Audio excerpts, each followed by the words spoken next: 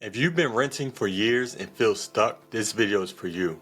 When I bought my first property, I didn't have big savings. I didn't even have the confidence that I could. But what I did have was a step-by-step plan and mentors who helped me apply what I learned, not just read about. So today, I'll walk you through the 5 exact steps I took to go from renter to owner so you can do the same. The first step isn't finding a house, it's fixing your foundation. Check all 3 credit bureaus at annualcreditreport.com. Dispute any errors. These small fixes can raise your score faster than you think. If you're aiming for an FHA loan, target a 580 plus score.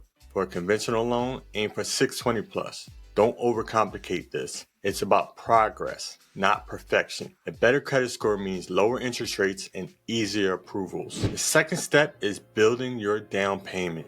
And this is where most people freeze. You don't need 20%. You can start with as little as 3.5% down with an FHA loan or 5% with a conventional loan.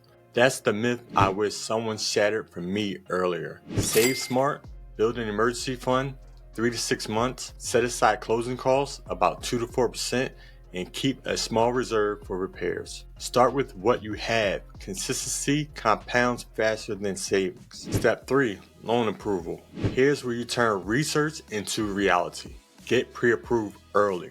Don't wait until you find the property. Gather your last 2 years of W-2s, tax returns, and bank statements. Then talk to at least 3 lenders. Remember, pre-approval isn't pressure, it's power. It helps you understand exactly what you can afford, and it shows sellers you're serious when you make an offer. The 4th step is all about clarity. Instead of chasing every listing, define what fits your goals. For me, I started with the duplex. 1 unit for me, 1 for rent.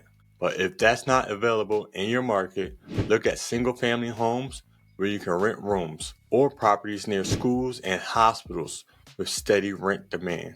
Don't buy with emotion, buy with intention. Step 5, room rental and legal compliance. Once you close, the real work begins.